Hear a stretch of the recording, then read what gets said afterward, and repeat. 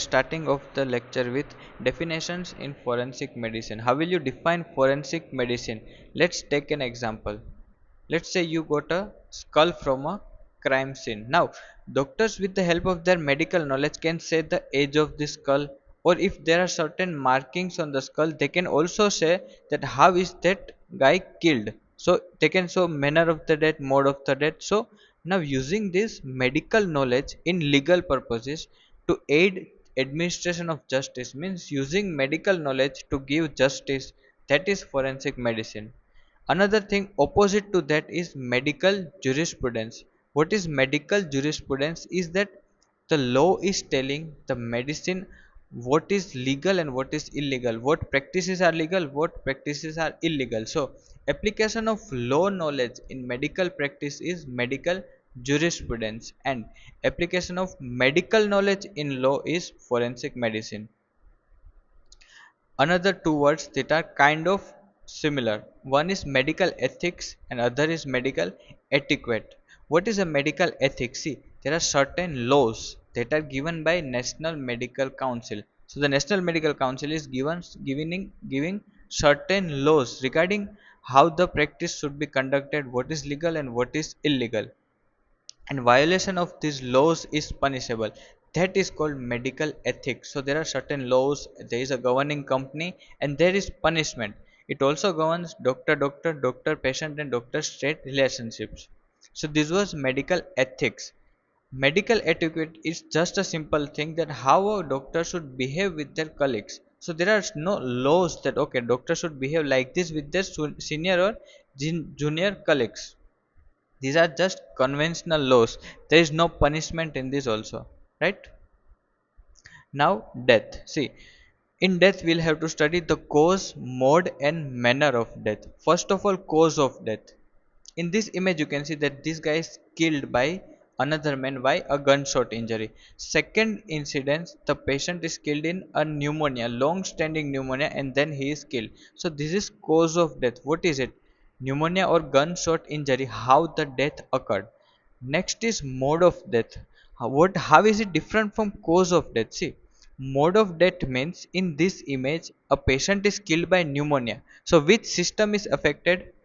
Respiratory system, which started the process of death. So whichever system initiate the process of death, that is called mode of death. Mode of death talks about the system that initiate the process of death.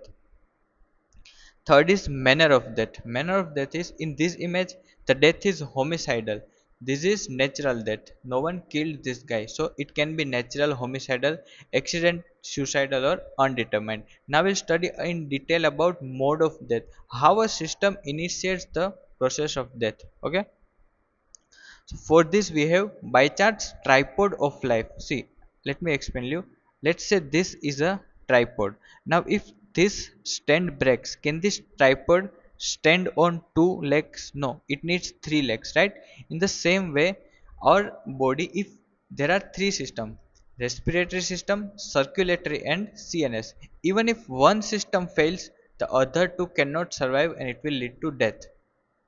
So it says that all these three systems are interdependent. Failure of anyone initiates the process of death. Let's take an example. Let's say this person is placed in a closed room where there is no oxygen. So the first thing what will happen is this lungs will not get oxygen. So the first one is asphyxia or the pulselessness. Lungs are not getting oxygen. First system to fail is respiratory system. Next, this circulatory system takes that oxygen from lungs and delivers it to the entire body. So now the body will not get oxygen. So the next system to fail is circulatory system. Now the brain will not get oxygen because there is no oxygen. The circulatory system has also failed to pump the blood. Why? Because they also need oxygen for the energy, right? So if the brain is not getting blood, then the brain is impaired. So one system failure lead to all three system failures. So yes, when the respiratory system fails, it is called asphyxia. When the circulatory system fails, it is called syncope. And brain function fails, it is called what? Coma. So this was by charts tripod of life. Now, see, there are three things. Let's start off with a story. let's say in a crime scene was committed, there was a victim and there was a accused, a guy killed another guy, right? So this is a crime that happened. So now we have some laws given by some section. These are old laws, these are new laws, so we'll just study this much. So the section 358 gives a Bharatiya Nyay Sanhita. These are laws that tell what is an offense and what is not an offense. A guy killing another guy is an offense, right? So all these things are written over here. So describes offenses and punishment. Okay. So now moving back to our story, the crime has been committed. Now what will happen? Now the accused is taken to the court, right, for the criminal proceedings. So this Bharatiya Nagrik Suraksha Sanhita given by section 531 describes the procedures that will occur in criminal cases inside the court. So it describes procedure in criminal cases. Now what exactly will happen? The proceedings will happen, then we'll have to give evidence that okay, I saw that guy killing him.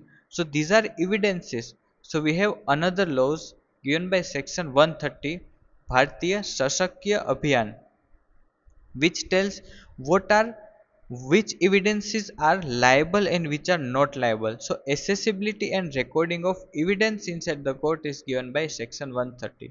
So these are new laws and these are old laws. New laws are effective after July 1, 2024.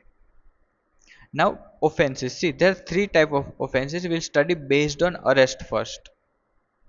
You would have heard in that in Hindi movies that when a policeman comes to a villain or anything, he tells him that okay, this is your arrest warrant, and you are arrested. So in which situation does we need an arrest warrant, right?